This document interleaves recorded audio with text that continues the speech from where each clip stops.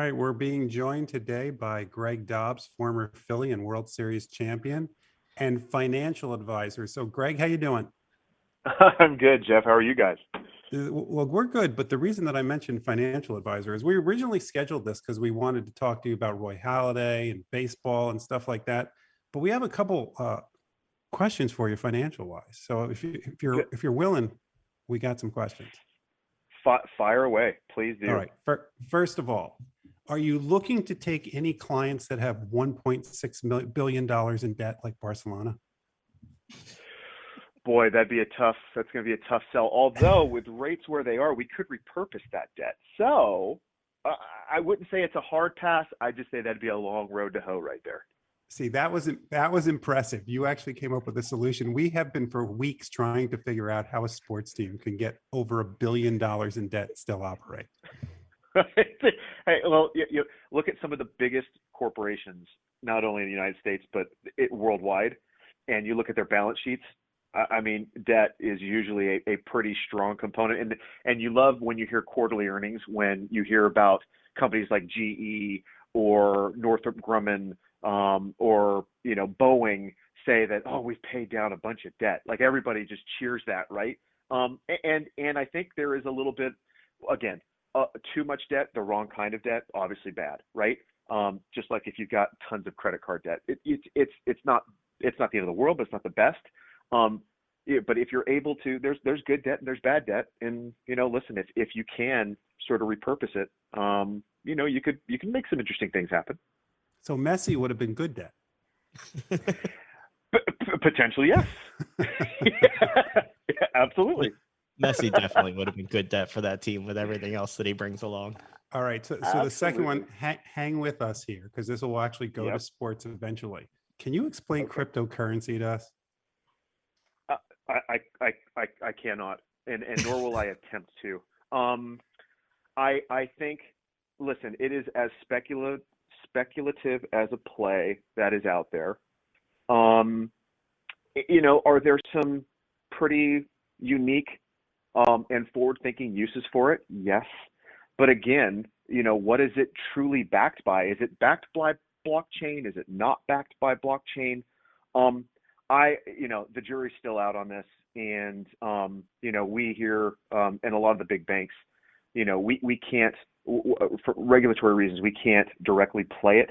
We'll use certain companies like PayPal to expose clients to crypto in sort of a secondary and a tertiary manner. But yeah, jury's still out. And every time clients come to us and they ask, we go, yeah, if you're okay with the massive amounts of volatility and you're not going to rip your hair out and want to jump out of your 50th story building when it plunges 5, 10, 15%, then fine. But you know what? When you have that discussion, most rational, normal people aren't. And so there's your answer right there. So I'm curious, the sports side of it is we are starting to see athletes take their payment in cryptocurrency in Bitcoin. You think that's a trend that's going to grow, or is that going to burst and people are going to go back to their traditional resources of what they get because of that volatility? Great question. I think it will be a trend until it's no longer a trend, just like everything else, right? And usually trends stop when either one, things fall out of favor, or two, it ends catastrophically. So that's my take. It is the hot new thing now.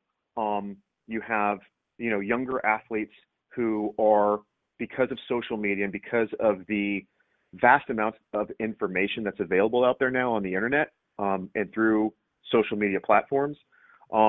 Just look at Robinhood, for instance, right? How it's, I wouldn't say completely literally transformed trading, but for younger individuals who, were maybe a little shy to engage in one of the quote unquote bigger banks, it's given them this ability to play, the game per se, right, with everybody else. So I think, it's one of those things where it will last as long as it can last.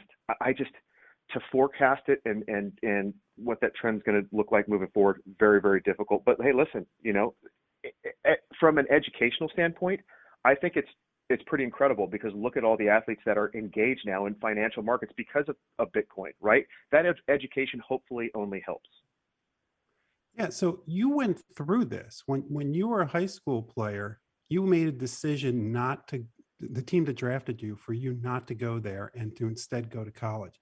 How would it have impacted your decision back then if you were able to do this name, image, and likeness stuff? That's a great question. I think the easy answer is, well, my name, image, and likeness wasn't worth much. So I think my decision was pretty easy to make back then. Hold on. Bryce Harper. There's a lot of women down at the Citizens Bank Park that would beg to differ. Well, I love them all, but and I appreciate that. But oh my God, I don't know. I think in today's day and age, with you talk about crypto, you talk about NFTs. Gronk has been a big vocal proponent and an advocate for NFTs, as are other athletes now as well. Listen, it's a way for any athlete, if they have the name, image, and likeness that can generate interest and generate a market, potential for ancillary income. Listen, it's something that I probably wouldn't have been able to ignore, but just little old Greg Dobbs here. I doubt NFTs and makers of NFTs or the market of NFTs for Greg Dobbs back in high school would have been burgeoning. Let's just say that. I think you underestimate yourself, but I will say we'll leave the finances there. I got my lesson for the day. I'll have to give a payment later for that work. We'll get to the baseball a little bit. I was thrilled to be in the stadium on Sunday to watch Roy Halladay have his number 34 retired. You had the opportunity to call him your teammate. What does it mean to you to get to see him get that recognition he deserves? I'm literally getting goosebumps as you described it. And a little tearful, because if anyone deserves it, it's Roy. And not to say that others don't. I'm just saying, if we're just talking about, the late great Roy Halladay, there's very few players that I have had the honor of playing with and against, and I think a lot of his teammates and former competitors would probably reiterate this, is to be around someone like Roy, who was just such a true and consummate professional. It was an absolute honor and a blessing as well. And for me, I got to say that I competed against him and I reveled in that, because he's the best. And if you can't get up to compete against the very best, then you know what, there's something wrong with you, and you wouldn't become an elite athlete anyways. But to watch him as a teammate, to play behind him, to learn from him. I mean, his daily routine was absolutely, it was mind-boggling. It was incredible. And the manner in which he carried himself and went about. He was a gentle giant. He was very soft-spoken. He chose his words wisely. I still remember on planes, we'd be traveling, whether it was we're going to Pittsburgh, or if we're, coming out west to make our West Coast swing. He'd be in the back of the plane, quiet, reading a book or reading on his iPad. He was, so as much as he pushed himself physically, he was also pushing himself mentally to be the very best version of himself. And if that isn't something that all of us can aspire to, I don't know what else there is in life that you would want to do, or how to conduct yourself on a daily basis. I learned those things watching Roy, and to see him get the credit that he so very well deserves in Philadelphia, in that ballpark. I just wish he could have been present to see it and enjoy it for himself. But he was an incredible human being, very special person. We've heard so much from some of your other teammates and from the stories that have been written in the TV shows that have talked about him, about his game day intensity. What was he like? What do you remember most about him when he wasn't game day Roy? It's like Dr. Jekyll and Mr. Hyde. It was incredible. But it was why he was Roy Halladay, and it was why, I think guys like Cole Hamels and Kyle Kendrick, got better because they saw how he was able to ramp up his intensity on game day, but then be able to back it down and pump the brakes and be normal Roy those other 4 days. On those other 4 days, I mean, he was, not that he was unhappy on game day, not or surly on game day. No, he just had his game face on. He had his headphones in, and he had his routine. And you were not going to deviate him from that, and you left him alone because he's getting ready to go out there and do his very best to put us in the position to win. On days off, though, it wasn't that he was different. It was just that you knew it wasn't game day for him. He knew it wasn't game day. He still had that incredible routine because he was still preparing then to either one, recover or get ready for his next outing. But he was just more approachable. He didn't have the headphones in. He didn't have that stare and that look in his eyes that he was going from point A to point B to point C to point D. Like you did not want to get in the way of the freight train that was Roy Halladay when he was preparing for a start on game night. But on the other days, he'd be sitting back in his chair. Yes, he'd be having to do all of his work because he was a tireless worker. But he was approachable. He'd be laughing, joking with other guys. He was just more relaxed. And it was incredible to watch how he was able to flip that switch. And I'll swear to the day I die that is one of the things that made him who he was. Obviously, an incredible talent, but his ability to. Everybody talks about, well, you can't flip the switch. Well, you know what? In any sport, I think maybe starting pitchers can, because they have 4 days in between, and then on that 5th day, they can definitely flip the switch, because I watched Roy Halladay do it. You talk about the intensity. We'll get as a competitor in a second when you went against him, but we had Shane Victorino on to talk about Roy, and he talked about that game day intensity. You had a manager once that told one of your teammates that he was a little scared to go take Roy out of a game. What was it like on game day with him as a competitor, as your teammate? Oh man, well, as a teammate, it was something you fed off of. I mean, all of us, I think, fed off that. His intensity. It was like it's win day. They talk about like Steve Carlton, right? Well, when Steve Carlton was pitching, hey, that's win day, boys. We're going to win this one. Take it to the bank, right? And it was no different with Roy. Just it was no different with Cole. Cliff Lee, when he was having those great years, when he had those great starts and that great year and a half there. Roy was no different, but maybe even more so. It was like, boys, it's a W today. Take it to the bank. And I think all of us fed off that. And I think that's just natural. I think any team does.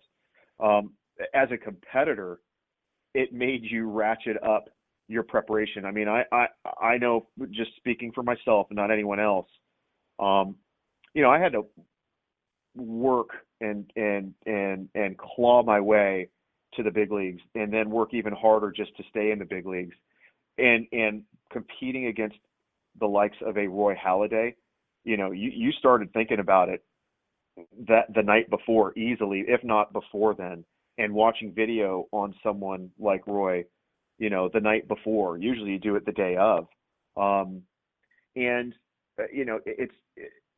Like I said before, I don't know what could be a greater motivator than knowing that you are going in the next night or on a day game to compete against one of the best that's ever stepped on the mound in the history of Major League Baseball. Some rise to the occasion, some fall, and some fall, and then some, fall in between somewhere. I just felt that I felt that if to show respect to him and to respect his talent, and having watched how he prepared, if I didn't do the same, or if not more, inside my mind, it was a disrespect to him, and I wanted to be the ultimate competitor. I wanted him to respect me as well as a competitor. Win, lose, or draw, whether I went 4 for 4 or 0 for 4, I felt also it was my duty to prepare unlike I had prepared for any other competitor that I had ever faced. That's how I went about it. So does August 15th, 2012 ring a bell to you? Might need you to remind me just a little. Well, the Marlins hadn't scored a run in 30 innings. You drove in a run in your first at bat, I believe, and then you hit a home run against Roy Halladay in your second or third at bat. Now does it ring a bell? It was this was in Miami, correct? Yes. Yes, it was. A day game? Yes. That I believe it was a day. I believe it was a day game too. It now rings a bell. Yes, it does. So what was it like to hit a home run off of your former teammate and such a great pitcher? Conflicting. And did you look at him when you did it? I dare not look at him because the stare, I could feel his stare and I could feel his anger, and his frustration. So no, you dare not make eye contact with him. It was mixed. I'll be honest.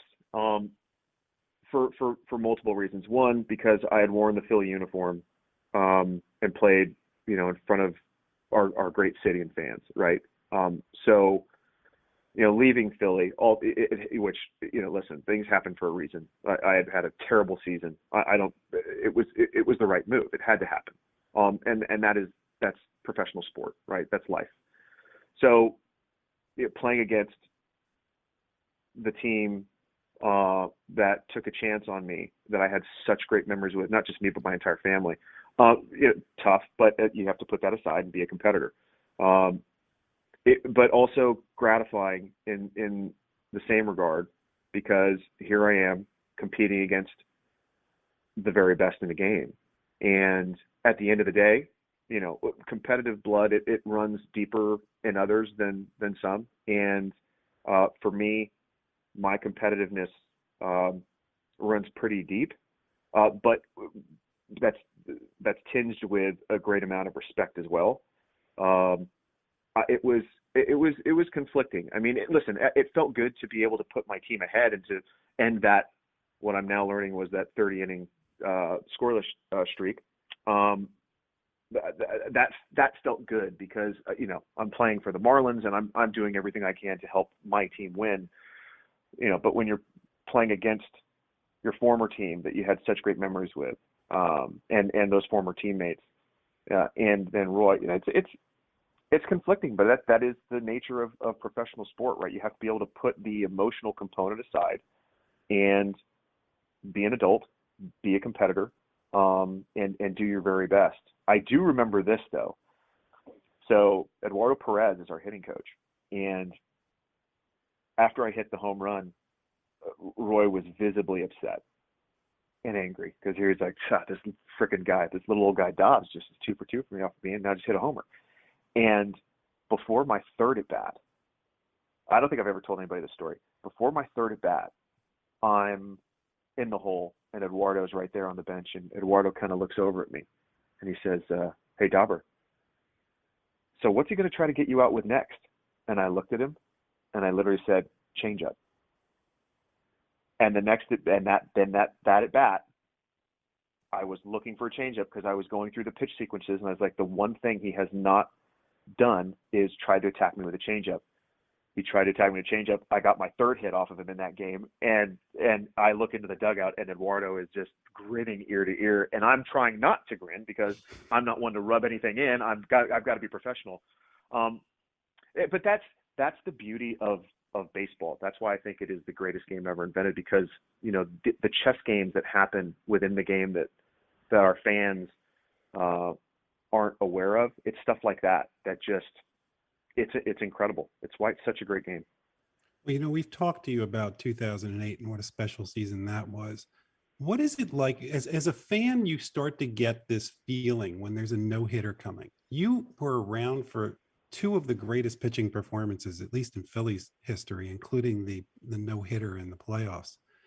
Did you have a sense that I mean, Roy's pitching great almost every game, but did you have a sense in those two games that something really special was going to happen? And what do you do when you see that's about to happen? You did. You can't. I wouldn't say after the first or the second inning. Maybe by the end of the second inning, getting into the third inning, you can definitely sense it. Whether or not it's actually going to occur is a whole different story, right? So many things can happen in a baseball game that can that can derail no hitter or perfect game. So it was definitely palpable, but what you do in that moment is you just focus on yourself. Okay, what do I have to do? What are my roles and responsibilities, right? And try not to think about it too much. It boils down to what I've learned is there's two types of players, right? Ones that get all caught up in it, and then they start forgetting about the job that they have to do and their responsibilities. Or there's others who are cognizant of it, but aren't completely focused on it, and it's not deterring their focus from what they need to do, what their roles and responsibilities are, either in that moment or looking forward in the game. And so what was so great about our team, and I think why we had so much success in that era from 2007 to 2010 and then into 11, which is the last year that obviously the Phillies played in the postseason, but we were really good at that. We were really good at all of us focusing on what we needed to focus on individually, right? Which by doing so enabled us to be clear-minded, focused on the task at hand in the present,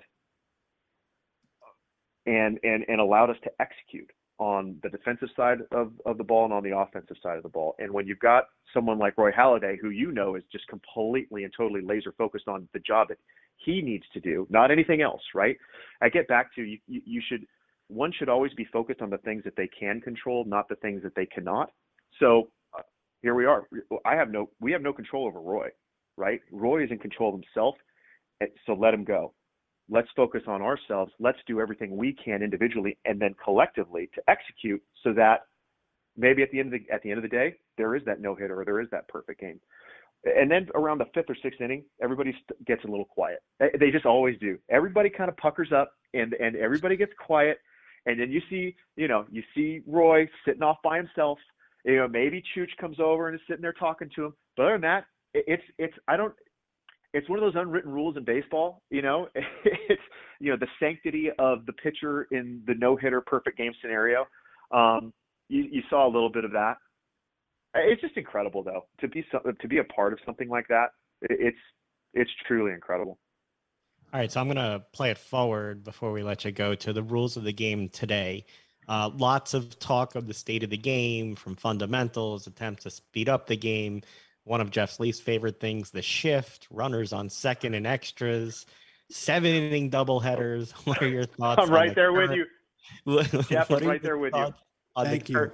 Jeff literally loses his mind regularly over the shift. He cannot stand it. Visceral reaction.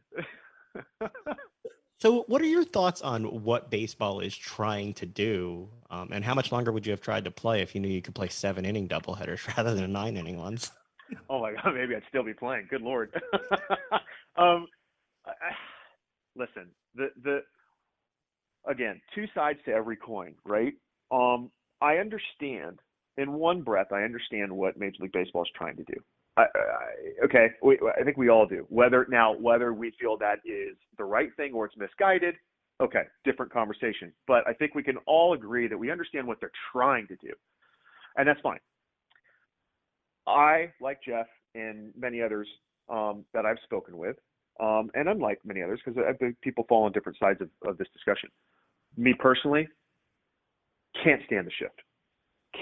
Now, in the same breath, though, I understand why they do it, and we started to institute this under Jimmy Williams and Smitty, Steve Smith, our third base coach. Not crazy shifts like you're seeing today, where you're pulling the third baseman and putting him in right field. Where you're leaving basically the whole left of the infield completely void of anyone. No, we started doing them in a slighter fashion, but nonetheless, in this data-driven age, I can imagine if I'm part of an analytics team or I'm a manager, you're being presented with so much data, and the way many teams are run nowadays is the data runs the decisions now, right? So, and the shift, I feel, is a byproduct of this massive aggregation of data, which has been happening, for 15, 20 years. but in the same breath, my one of my biggest problems with it is the fact that, listen, these are major league hitters, and which I was one, and I'm not saying it's easy. No, I'm not saying that. But how do you break the shift? If you're consistently getting shifted on, how do you break that shift? You know what? Counter it. Do something different. Do something, if that means going the other way, getting jammed, laying down a bunt to shortstop that gets past the pitcher. You do that more often, and you prove and you make an adjustment as a hitter. All of a sudden, guess what? The numbers, the analytics are going to start to change. The trend is going to change when they look at you as a hitter and your tendencies, and that shift will start to dissipate and it'll start to move back to just being normal. So I almost feel it's, you know, there's two issues here. It's one, it's the data that's being aggregated, which is fine, which is fine. I'm not against the data, but what I am, I guess, maybe saying is that, well, you know, big league hitters, you know, I prided myself on being able to make adjustments, right? And every big league hitter does. And I'm not saying it's easy. Again, I'm not saying it's easy. It's difficult. It's the most difficult thing to do in all sport. But if you're able to get sawed off and have your bat splinter into 1,000 pieces, and you do that 2 or 3 times in a game, because you are consciously going to not suscept yourself to that shift or hit into that shift, you'll see a change. You will see a change. That team will, the next day, will go, okay, well, they'll go over their defensive meeting like every team does before a game and go, okay, so Dobbs, well, we tried the shift. How did that work out last night, guys? No, not too well, right? I mean, yeah, he bled 2, you know, ground balls through shortstop, but we didn't have the shortstop there, and those would have been outs. All of a sudden now you know, and that again is the beautiful cat and mouse chess game that is baseball. But I think we're seeing a ton of shifts, partly to blame because I think hitters are not adjusting and making the proper adjustments to counter that shift. Anyways, listen, from 30,000 feet, that's my 2 cents. But I would like to see the shift not be so egregious. I really would. Yep. Jeff's just going to cut the part where you say you agree with him anyway. Don't worry. That's the beauty. That's the beauty of this being taped. So you went from one data-driven field to another data-driven field. Hopefully we can have you back to do the what if you were commissioner for a day. Greg, boy. Thank you so much for your time. You've been really generous with your time, and we really appreciate all the stories and the information. No, I appreciate you guys. My family and I, we miss Philly tremendously and terribly. We're always watching. Our hearts are there with the team and all of you. Jeff, everybody there at the station, thank you very much for having me on. I look forward to speaking with you guys again. Thanks so much for the time, Greg. You have a great one. You too. See you guys.